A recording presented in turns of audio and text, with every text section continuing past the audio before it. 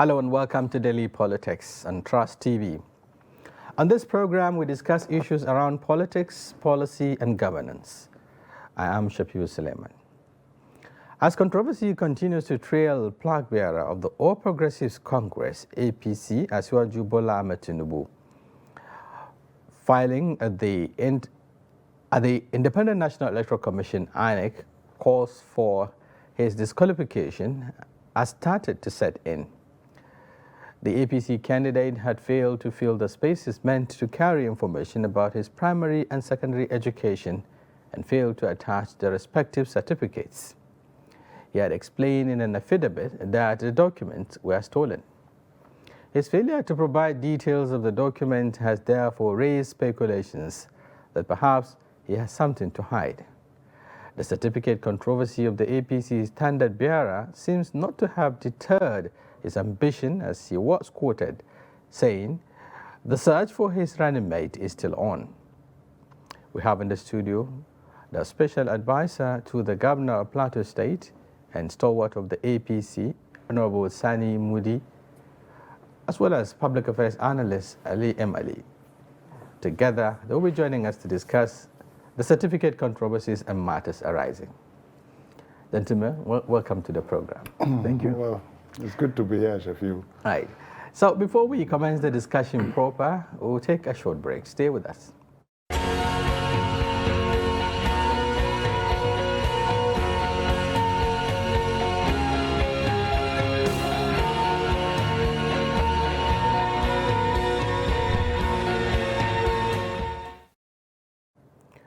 Thank you very much for staying with us. And that discussion now begins. Just like I said, our talking point is the certificate saga involving, the APC standard bearer, talking about Asiwaju Bola Ahmed Tinubu. I recall since he emerged, the presidential flag bearer of the APC, things are beginning to surface, especially with regards to those who bent at demarketing him as a candidate. Though it is not just about him, politicians have deployed strategies, to do the same, especially on the social media. So let me start with Honorable Sani Mudi. Looking at, this controversy, it is not the first time issues of certificate, are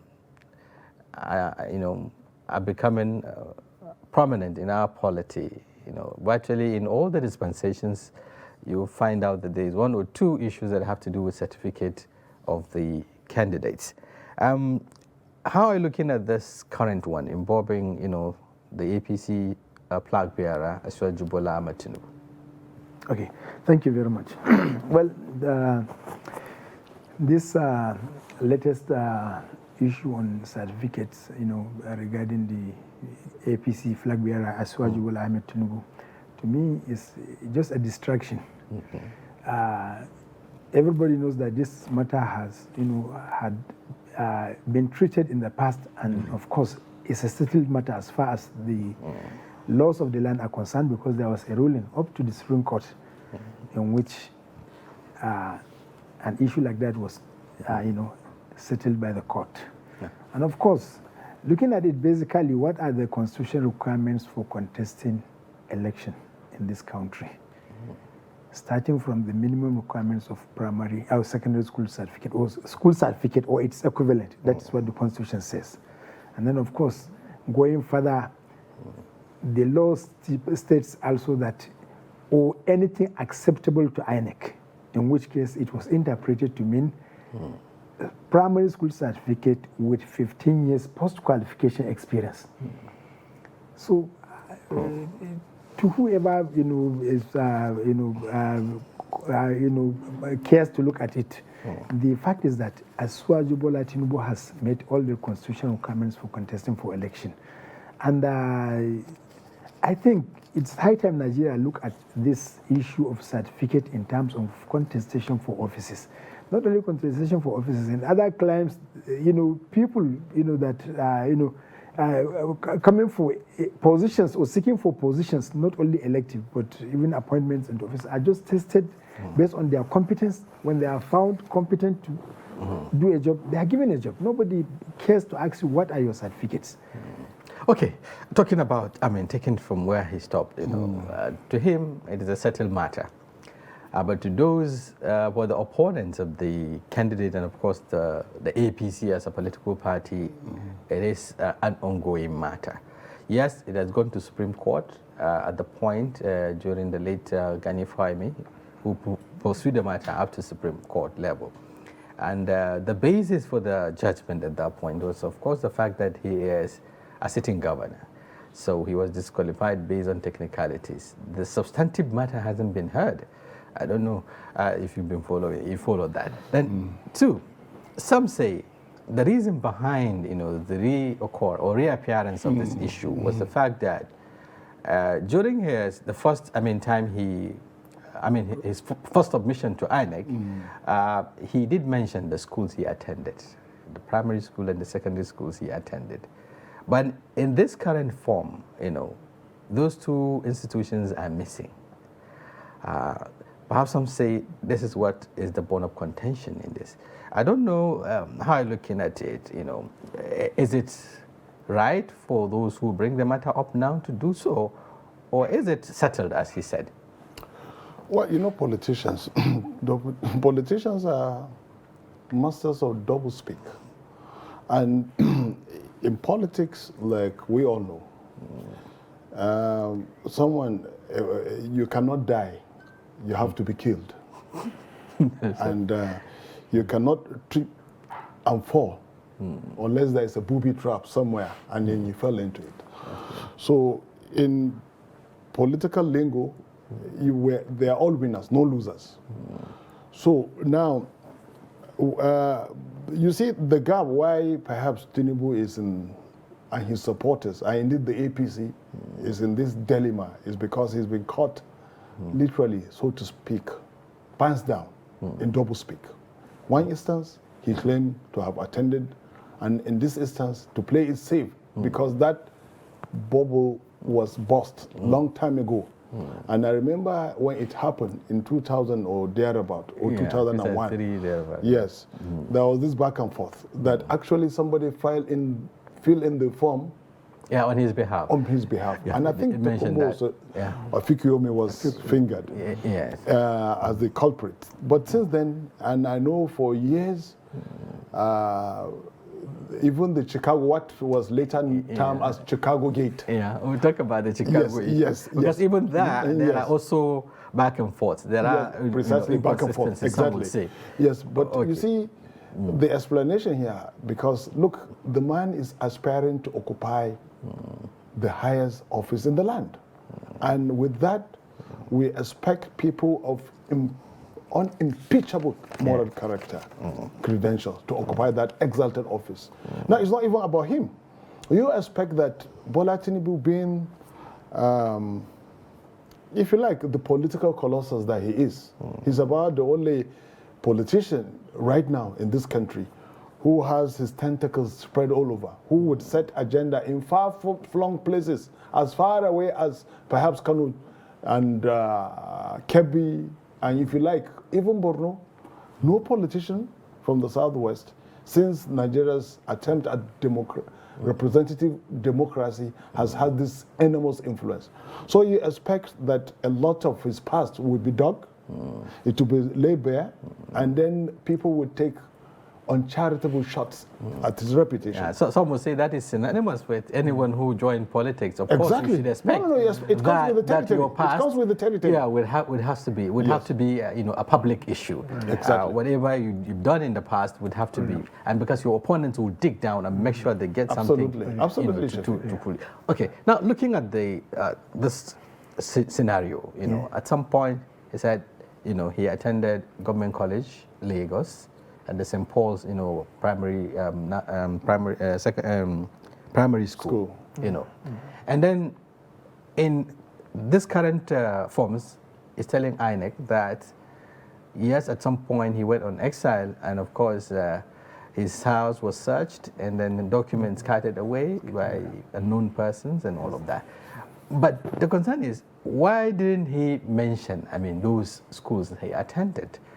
Some are even hesitant to say that they can help go search for those schools that they did with the Chicago University. Okay, let's give him the benefit of the doubt. I want to agree with what my brother said, that some people will want to take some uncharitable shots at him. Of course, it is the moment for those kind of things. And since he's contesting for the highest office in the land, of course, it's expected that he should display the highest form of moral, rectitude.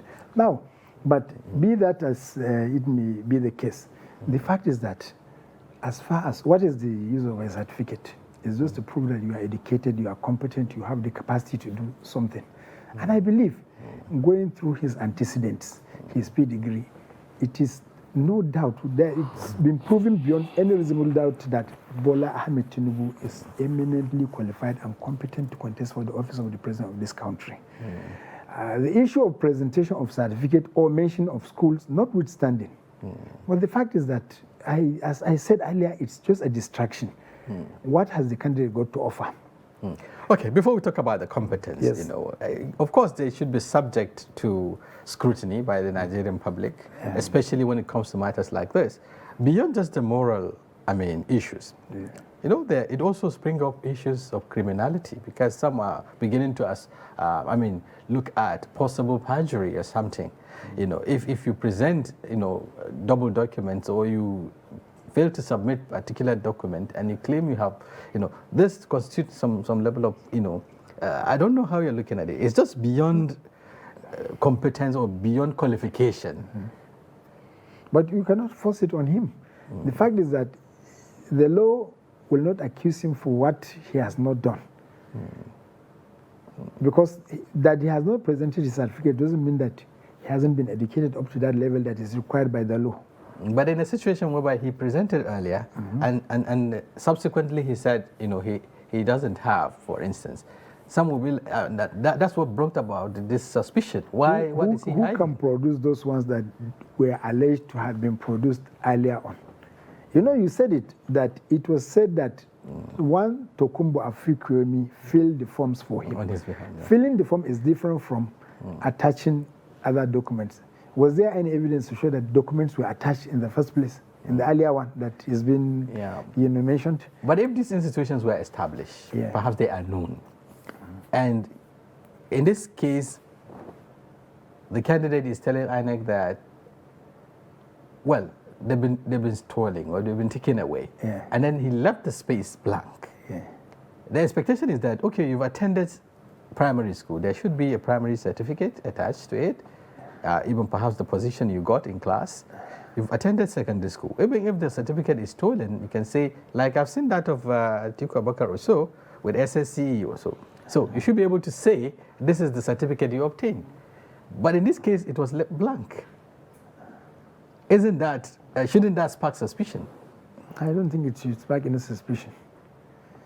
As far as my own understanding of it is, and I believe many people do see it the same way, the whole thing is that Asuaji Tinubu has met the requirements of the law. And the issue of whatever about his certificate or whatever, let's leave it at the stage of, at the level of speculation. You cannot ascribe to him what he has not, admitted by himself. So, okay. What do you make up with the absence? And what implication will this have, on his chances? Because Nigerians are worried that we've seen similar issue, the case of President Muhammadu Buhari, for instance. So much has been said about his certification and what have you. It got to, the courts, through the courts and what have you. It created a lot of anxiety among Nigerians and so on. And that's why this time around, Nigerians are also worried. They don't want perhaps a situation whereby we would have to contend with issues like this all over again. Isn't that a genuine concern? It is. It's not misplaced if Nigerians express this reservation, because, you get this feeling of deja vu. We've been there before.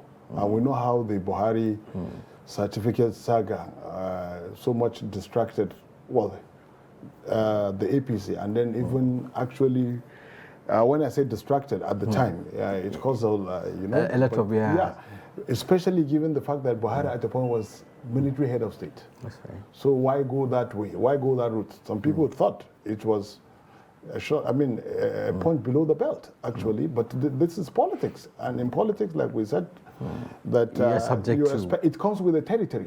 You understand? So, but in this instance, yes, you expect really that a lot of people will express reservation. But you see, in our climb, elsewhere, by now,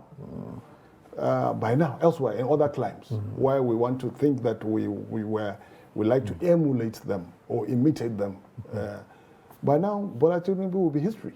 By now, on the basis of being caught in double speak. He will either resign. An issue of morality. An issue of moral grounds, because, and the media should be interested. Elsewhere, the media is interested in exposing double speak, hypocrisy. But that's a different climb. In fact, some of the things that people look here and celebrate in other climes, the shame alone is enough for you. To just throw in the towel, not even to be caught in something that is so... But in this case, the candidate is not even joining issues with anyone. If he decided not to say anything about it, he's moving on. In fact, he's talking about searching for a running mate. No, because he understands the Nigerian terrain very well, more than anybody else. Because, look, on the plus side of Tinubu, you must give it to him. He said it himself, that he's a talent hunter. The man has eye. He has an eye, an instinct. So far in the last 20 years, he's not done one single political mistake. Not single, except for this. So what I'm saying that on the plus side for Tinubu, going for him, like my colleague here, co-panelist now, we want to say his competence. No, the man is politically, his sagacity politically is perhaps matchless in the APC family. You understand? So, but like I'm saying... But beyond that, you have to come clean. That's the point. No, it's important. That's why I said elsewhere. You have to come clean. But you see, in Nigeria, now we've seen people who have, and I'm not excusing this obvious, what's the expression now? When you hide something or when you try to... I'm not excusing this. By now, like I said, it has also exposed his underbelly. The same way it exposed the underbelly of Buhari about his certificate. Yeah, even though there are certain things perhaps we may not know. Elsewhere, some are saying that the certificates are available. Perhaps the candidate and his handlers will bring it at the appropriate time and so on. I don't know how you're looking at that. Even though it is not just about Tinubu, for instance, even based on the document we saw, Atiku Abubakar, the PDP candidate, also did not file his primary certificate. He only filed his secondary and then his master's or so. So see, this issue of, asking somebody to file papers that have been acquired 60, 70 years back, it's a difficult thing. And that is circumstances that, we live in Nigeria. Look at them. Take, for instance, Bola Ahmed Tinubu. He worked in the private sector all through his life. The first time he had a shot at the public service was when he was elected a senator in 1990. The aborted yes, the Third Republic. Now, the requirement was secondary school certificate, and it was a very rigorous one. The military were, very rigid at that time. So there was no room for complacency. Everybody had to meet the laws, the requirement. And it should be assumed that he made the requirements at that particular time. He contested. Now, by the time he became a governor, it was another different thing, almost a decade later. So many things must have happened along the line. The same thing with Atiku that you've mentioned now. But he was in service all through. The moment you are employed, you file your certificates, except if there is anything, nobody cares to go. In those days, they don't even do this kind of screening that is done nowadays. Yeah, but for someone who has a lifelong ambition like Tinubu, it's been eyeing the #1 seat all over, for years now, talking about since his emergence in the political scene, that is during the SDP era and what have you. And then the same thing with Atiku Abubakar, being a vice president, he's been contesting. He contested 2007, he contested 2019, and again, so what explanation would they give with regards to their preparation? What have they been doing all this while that they don't need to, they don't see it as important to get all their documents, intact? I think sometimes you have to follow the line of some of our renowned, academicians who have also been in politics at one time or the other. I don't want to mention names, but most of them, they don't bother about presenting piles of papers, documents they have as certificates. Once they say election, they present their secondary certificate. We know some of them that just did that. And it saved them all the trouble and of bringing this up and down and proving this. I think. But in this case, it is the basic certificates that are missing. But then put him to test. You know very well that he is beyond that level. Both the two of them, to be fair, they are beyond that level. And I think the embarrassment is not just their own. I think Nigeria has to look at the system entirely in this country. What does it mean? In other countries, for instance, we know how Jacob Zuma emerged through the struggles and eventually became the president of South Africa. If it were for his academic records, he wouldn't have been there. One of the British prime ministers of not just a long time ago, I can't remember the name in particular, didn't have a secondary school certificate.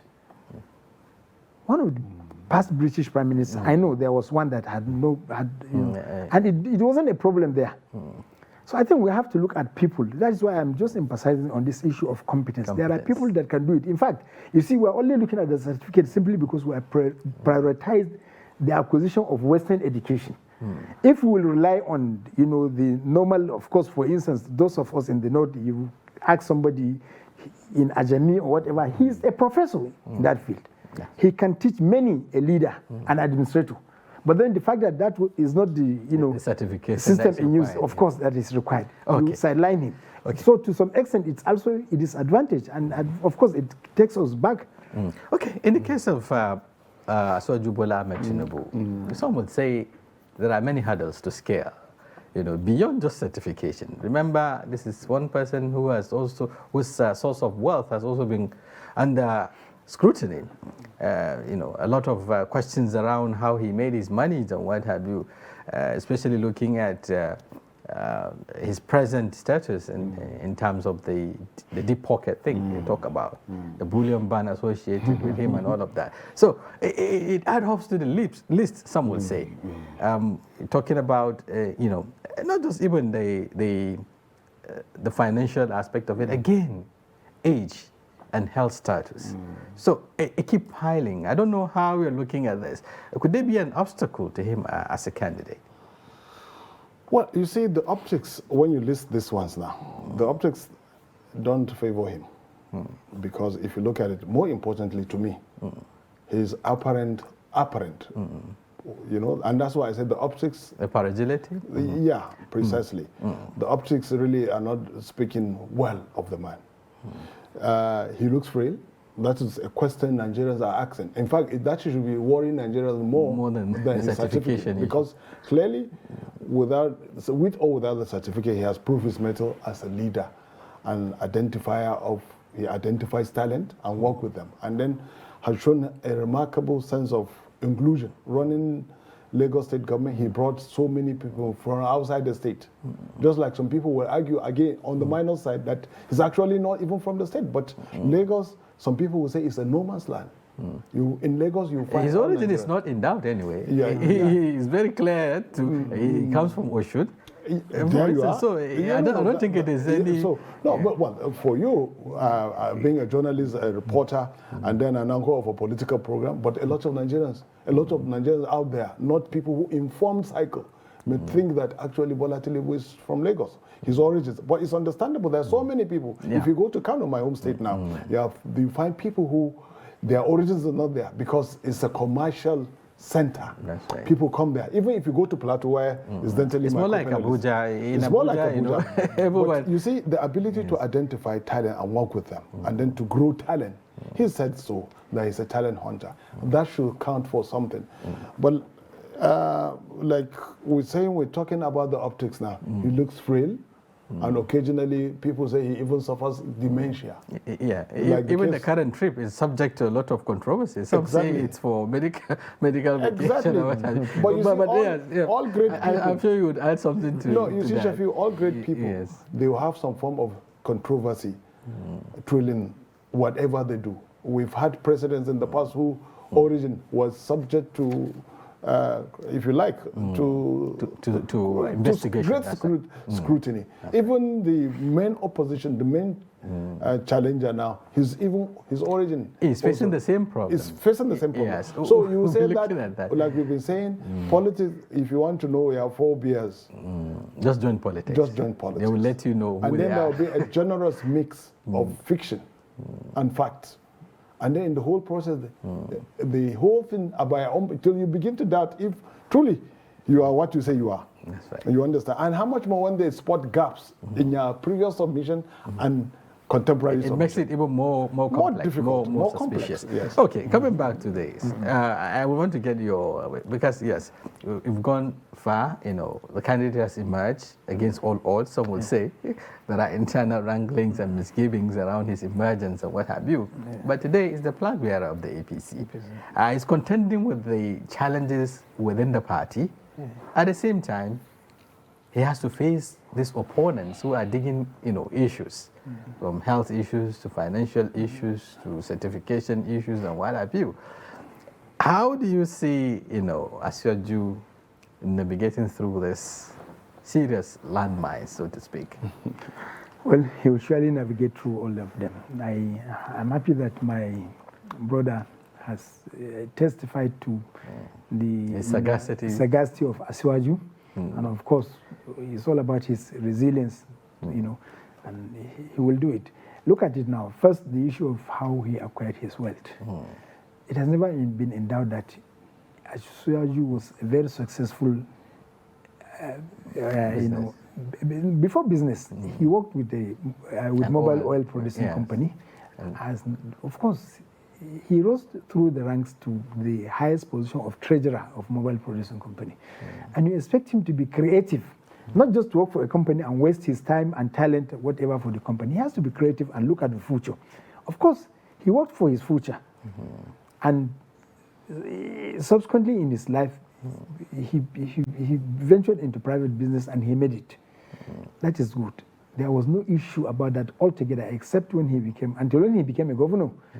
And later, even after he left office, people started talking about his wealth. But so far, nobody has been able to prove anything, to the contrary about or against his wealth or how he acquired it.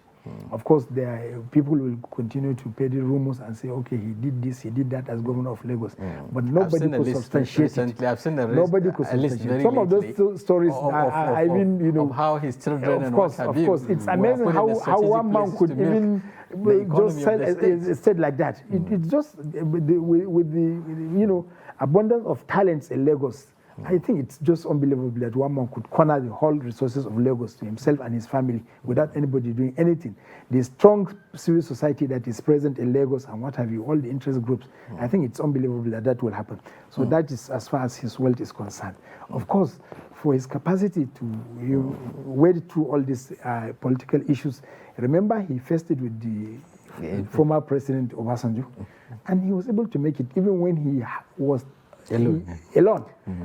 At the point, it remained the only opposition state almost in the southern part of the country. And it turned out to be an opportunity for him to also prove himself that he can think out of the box. So I think what is happening now is not a new thing entirely to him. The question of his health, I don't think that is a serious issue because it has not been proven medically that Asiwaju has and by the way, challenges that could hinder his performance as a president. It has not been proven medically. So I don't want us to belabor on that. But look at him, look at his laudable achievements. We'll be talking about the capacities and what have you when we return from the break. I think it's about time we take a break. In case you're just joining us, the program is Daily Politics. And we're looking at the certificate saga involving the flag bearer, presidential flag bearer of the APC and matters arising. Beyond that, we'll be looking at also some strategies that have been deployed by politicians or by the candidates, to either demarket their opponents and market themselves. We're beginning to see much of that in the social media, and that is what is giving rise to some of these very controversial issues. And I've been interfacing with Madam Ali M. Ali and, of course, Honorable Sani Moody, Special Assistant to Plateau State Governor on religious matters. We'll take a break. When we return, we'll continue with the discussion. Stay with us.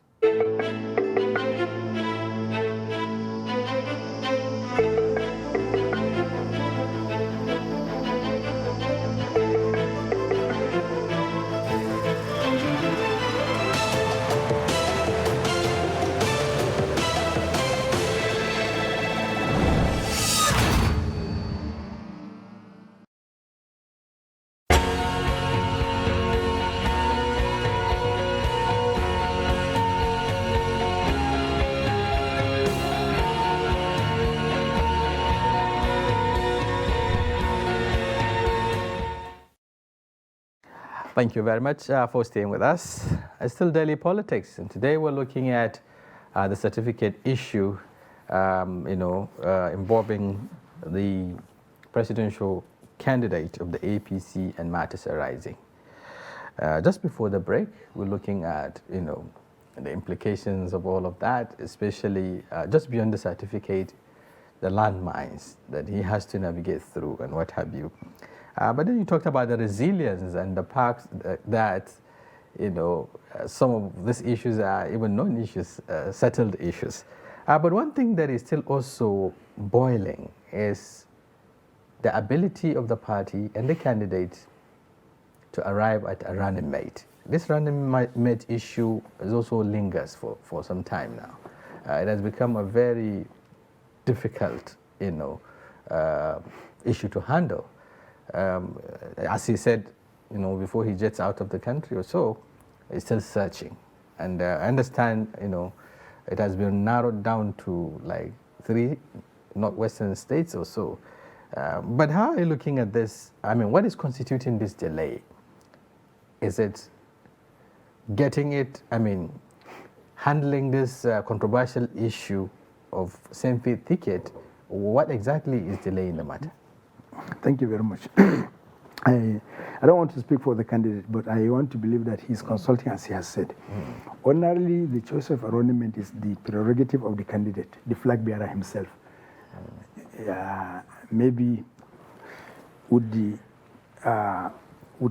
consultation with the party stakeholders, and of course, being a party in government with the leader of the party who happens to be the president.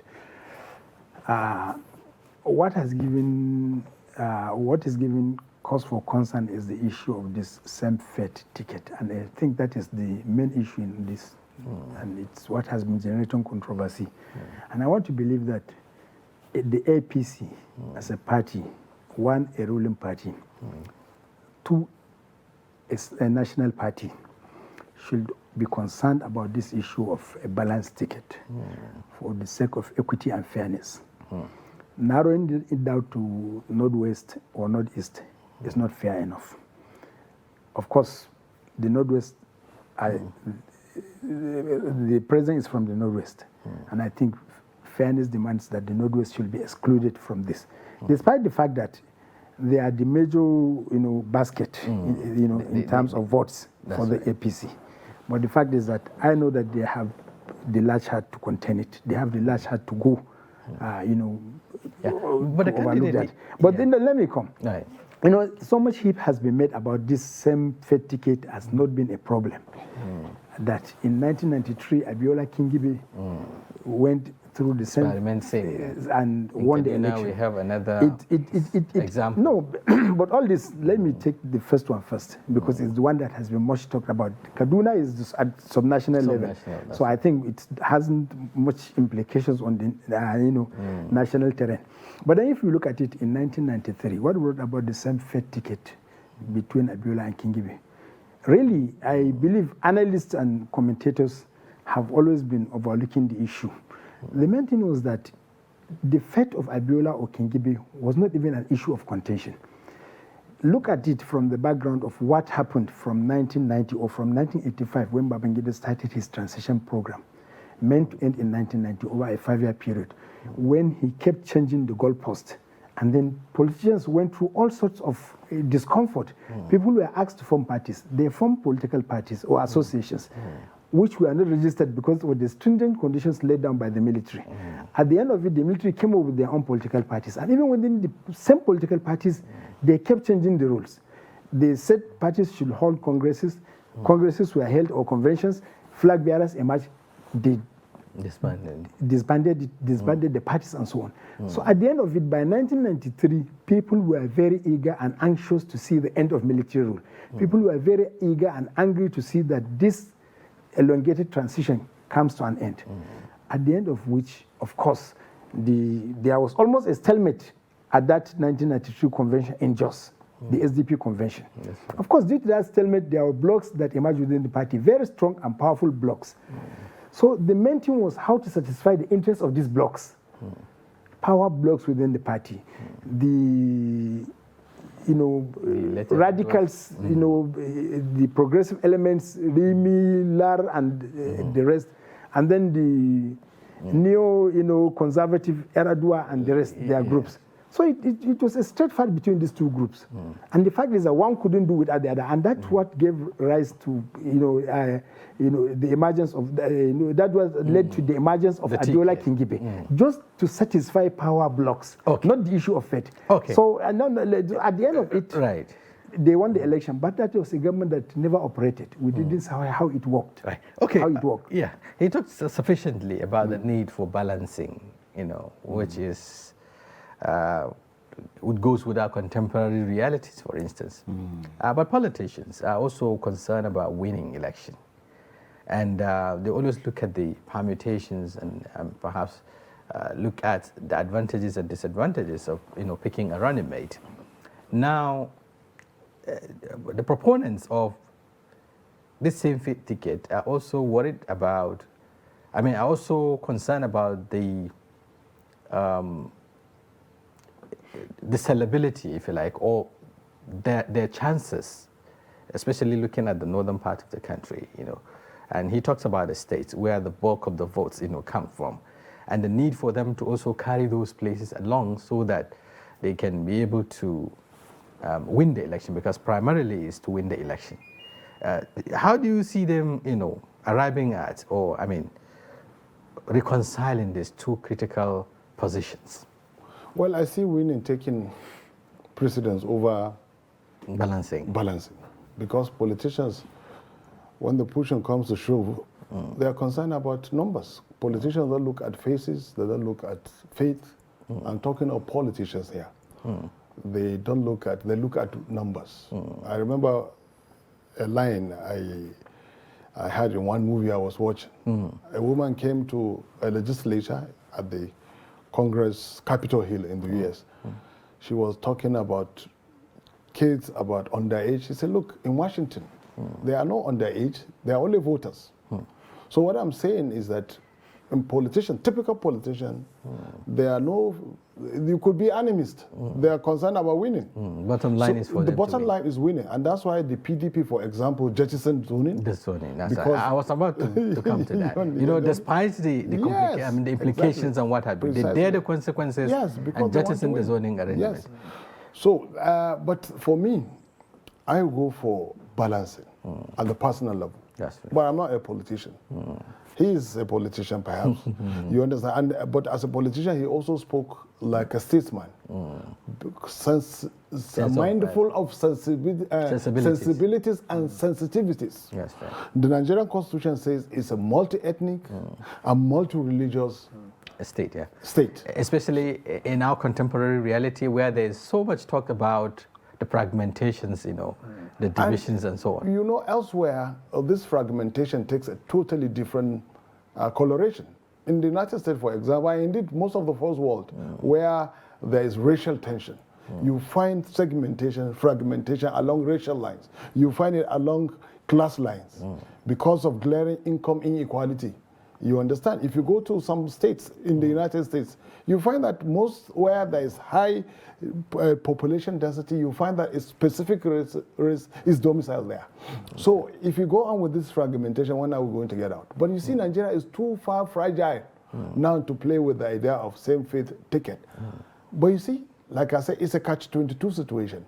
But given the legendary deal-making skill of Asioji Bola Tinubu, is a master deal maker anytime. And that's why he, in the primaries, for example, nobody gave him a fighting chance because he had the party stacked against him. Okay. And that's why he also insisted that he should go into contest. Yes. And go into contest. And then some people will say it's only a Bola Tinubu, perhaps, and maybe an Atiku. Atiku contested with a sitting president. Some people will say wheat for wheat, dollar for dollar, pound for pound.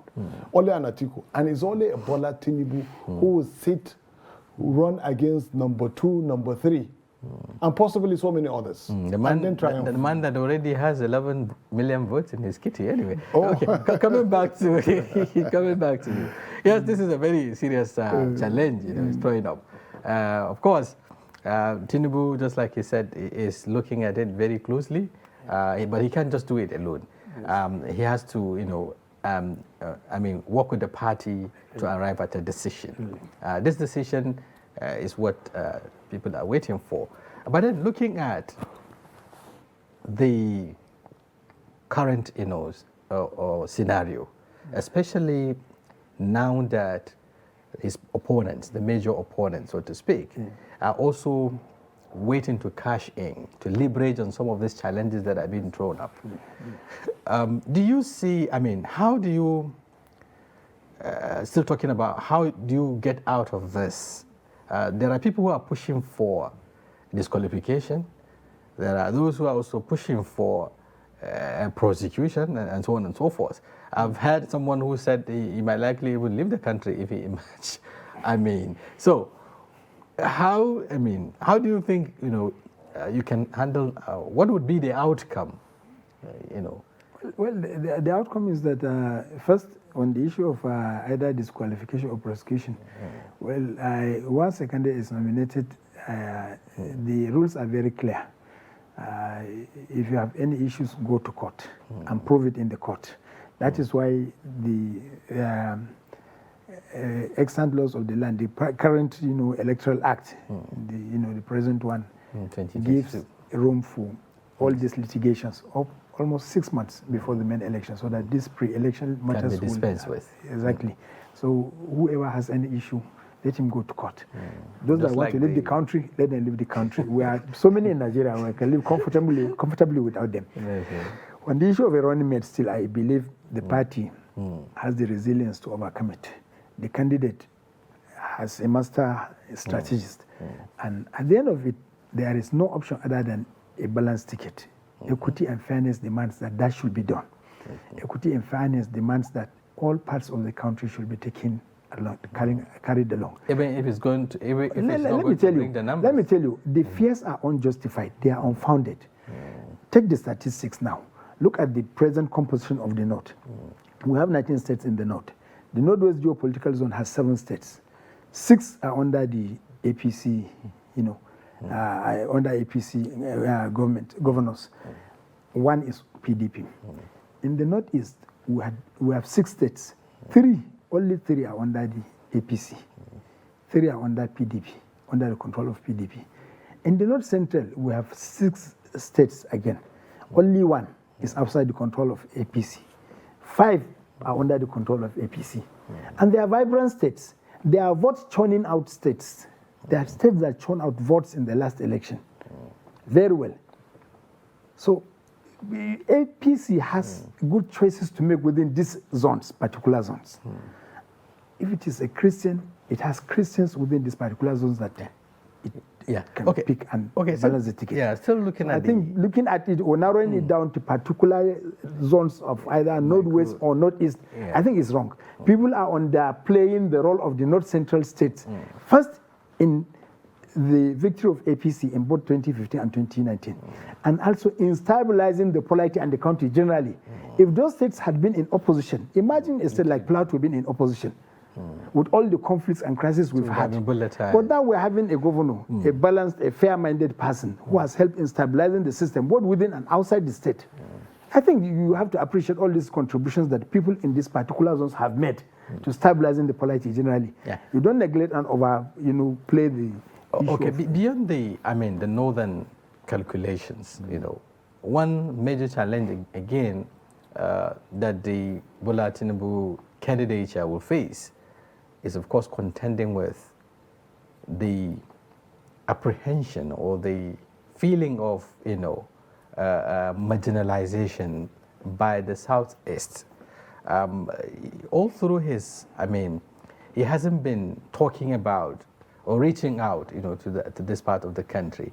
And the concern is that, the pillars is that these people, people from this region might likely go against his candidature. One, he didn't factor them in his arrangement. He doesn't see the need, to even reach out. It was evident, after the primaries, the presidential primaries, he met with some of the aspirants, but a number of them from the Southeast have not been carried along, so to speak. Some would say this is another challenge, going forward. Do you see it as perhaps also constituting a setback? Well, you see, if you have to understand the politics now in the Southeast. The Southeast, generally speaking, they are very restive on account of what they think is deliberate marginalization by the two parties. And that's why you have a new kid on the block, so to say. Possible alternative. Impossible alternative. How far that will go remains to be seen. But if what we're witnessing is nothing to go by, LP, that is the other gentleman now flying the Labour Party. Yes, Labour Party. May not be any better than ABGA. It's going to be a regional kind of a one state kind of thing. Because politics is about coalition, building alliances, building coalitions, reaching understanding, extending the olive branch all the time, constantly bridging whatever communication gap. Now, if you take Bola Tinubu, which you rightly pointed out, he's not been, on the surface, he's not been building that sufficient consensus. Even the PDP, for example, which has enjoyed the loyalty of Southeast, they have broke ranks of late, especially when it became clear that the running mate was not coming from the Southeast. But then, how did the Southeast find itself? It's not really Bola Tinubu here now. It's the politics of the Southeast now of, if you like, exclusion? Yeah, exclusion. That's the word. They're playing an exclusive kind of politics. Threatening, most of the times not engaging. And for people, and it has been proved now, the 2015 election proved that the Southeast, we can, so long we get the constitutionally required 25%, we can do this ping-pong game without your support. But that is a very dangerous calculation. Calculation. It's very dangerous. And especially for someone like Tinubu. Tinubu, like fancies himself perhaps as a latter day Abiola. Abiola reached out to the Southeast. I remember very well. He won resoundingly in Anambra State under Izefe. Izefe was governor there. Okay, lastly, because we're rounding up, again, another serious challenge. Some would say, even the Southwest, there are also challenges there. Perhaps he has to contend with the likes of former President Olusegun Obasanjo and the current Vice President, even though there seem to be, but then some would say it is not, it's yet to be seen whether it's going to give him that support, the needed support for him to sell, in that region, properly. How do you see him carrying these people along or playing the kind of politics he's playing? Is it accommodative of these forces who could constitute, some challenges? Well, as just now, Bola Tinubu has the North as his comfort zone very clearly. Is it comfortable? Atiku is from the north. Relatively comfortable. Let me say relatively comfortable for him. And the in the case of the South, yes, just let's take it that way. Okay. The governors are influential. They have enormous powers, and most of the governors are with him. Now, to the Southeast, of course, as he has rightly said, their exclusivist approach to politics is making national cohesion. It's even a threat to national cohesion, generally. So I think that one, it's maybe as time, we will see more of it. But in the case of the Yoruba land, one thing that has come out clearly with them, about them in the recent, primaries is that the traditional leadership structure in the Yoruba land. Not the traditional rulers, but I mean the normal gerontocrats that rule the Yoruba land are still very active, and they are still very influential, and they still command the control and loyalty of the people. That has played very well, as we've seen in all the withdrawals for Tinubu by the governors and what have them. So I think that, to a large extent, will soften the ground for him. Okay. Yes. Thank you very much. I think we have to leave it at this stage. Time is fast spent. Thank you very much for your perspectives. Thank you. Talking about Honorable Sani Moody, Special Assistant to Plateau State Governor on Religious Matters. And then Ali M. Ali, a public affairs analyst, a journalist who has also been giving us his perspective, very fair assessments of the issues. Thank you very much. We appreciate your coming. Thank you very much. On behalf of the guests and the technical crew, my name is Shafiu Suleiman. Have a wonderful time ahead.